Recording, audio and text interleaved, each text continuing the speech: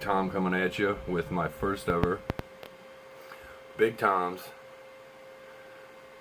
comic video log. I started collecting comics just a little over a year ago. I wasn't sure what the big deal with them was till I got into them, and they have become awesome. I spend a lot of money on them, and it's a very healthy thing to do. The word is escaping me right now. Hobby. That's it. A very expensive hobby. And one of the reasons I feel that it has become an expensive hobby is variant covers. For those that don't know what a variant cover is, it's basically a comic with variant covers, or with many different covers to the same book. For example, this is Spectacular Spider-Man #1. This was the original cover that was put out for that book. This was one of the variants. It's an action figure variant. Spectacular Spider-Man #1. See the difference between the two covers. This is the original. This is a variant cover. Variant covers, they come in so many different. We'll go through a couple. So another action figure variant. This is to Secret Empire #7. I do have the originals. I only pick up variants of the ones that I really enjoy. If the variant is amazing, I'll pick one up. I don't spend a lot of money on multiple covers because I like to spend my money on the storyline itself. Here's another one, Invincible Iron Man #1 of the action figure variant. That's a pretty cool concept. But it seems variants are taking over. Here's a couple more. It's a variant cover to that story, I believe. It's another one. Same number, #6. So, and then there's artists that I really like. This one is Andrea Sorrentino. I love her artwork. It's amazing. It kind of comes off as raw to me. This is #6 of Secret Empire. I love Andrea Sorrentino's cover work. And then we even have variants for the young kids or people who think stuff is just cute. I picked these variants up because I am a dad, and to me they are adorable. A dude named Scotty Young, an artist named Scotty Young. That's 2 T's, an I, and an E. He draws baby characters, such as, Wolverine. It's just adorable. Obviously, the original comic wouldn't have this. It would have something cool, something action. And Scotty Young brings a whole nother volume to creating art. I have a few more of his too. Another Spectacular Spider-Man. This is #300, Baby Spider-Man. Another one, Hulk Avengers. Venomized #1. They're adorable. I think they're cute. I love them. I think since becoming a dad, that's kind of what drew me to those. This is a lent how do you say that? A lenticular cover. It's 2 different images. You just gotta move it. And then we have stuff like this, Alien Toilet Monsters. The original cover is the main character sitting on an evil toilet, but this one, as you can see, is just a bunch of minifigures, like pop heads or something. And it brings a little pop culture reference. Hey, I warned them not to get me wet after midnight.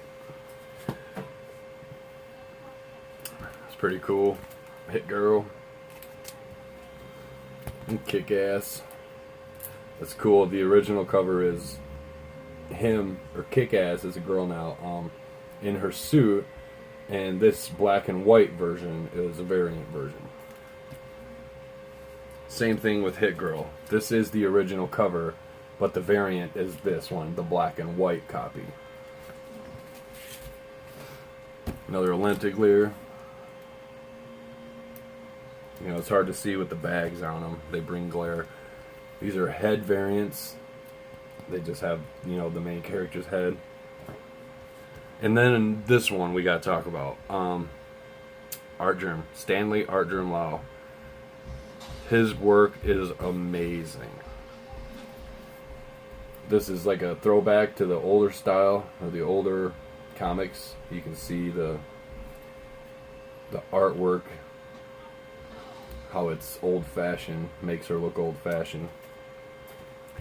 And then these couple, I mean, he just brings these to life. Like, I don't know, I didn't think art could be so smooth, I guess is the word I'm looking for. You know, when we have artists like this that want to pop out variants, I mean, we're pretty lucky to have their kind of art. Mighty Thor, again, Artgerm. And then we have variants, blank variants. These are for us to send to other people to have them draw on it. A one-of-one cover.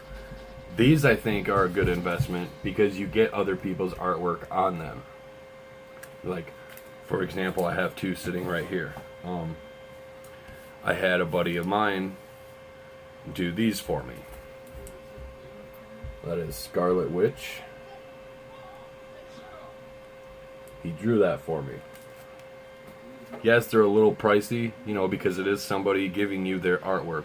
They're drawing for you. You know, and then these.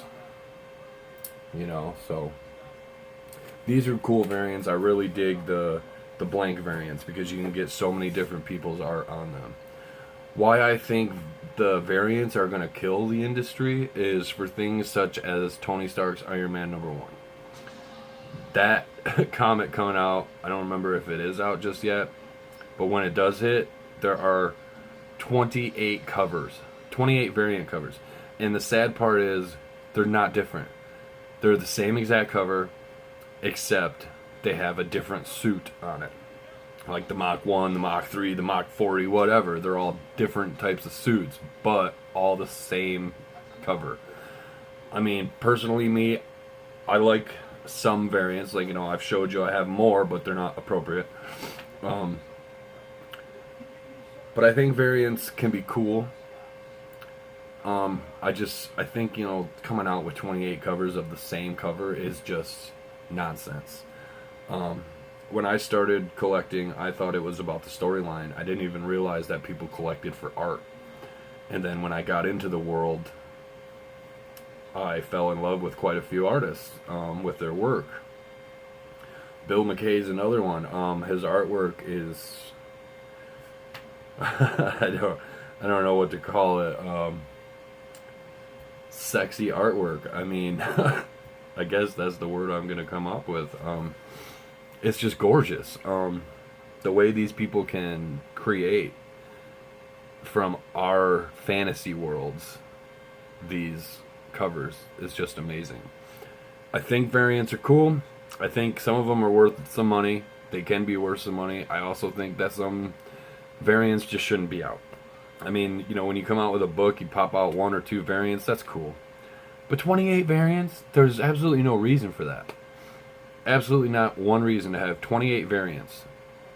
Because that's 27 more books I could have bought.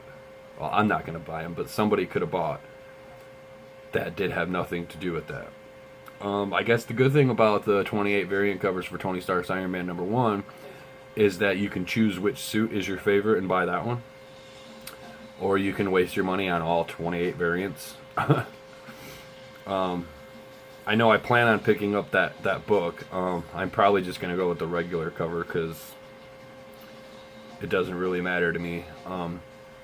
One thing, like a storyline I do love is in X-Men, the relationship between Colossus and Kitty Pryde. They're finally getting married, and I have on my order form every variant for that book, X-Men number 30, X-Men Gold 30, because I love the two characters and they're getting married, and I think it's about time. But I want to know what your opinion is on comic variants. Comment down below, like, whatever. I would appreciate some insight on what you guys feel about variants. Should they continue with variants, or should they stop with the variants? I mean, is it killing the industry? Is it going to kill the industry, or is it helping the industry? Let me know what you think. I look forward to reading your comments. Well, that's it. That's all I got for you guys. I hope you enjoyed. Sign out. Rock on. Peace out. I love you guys. All of you. Doesn't matter who you are. Somebody's got to love you, and that's me. Peace.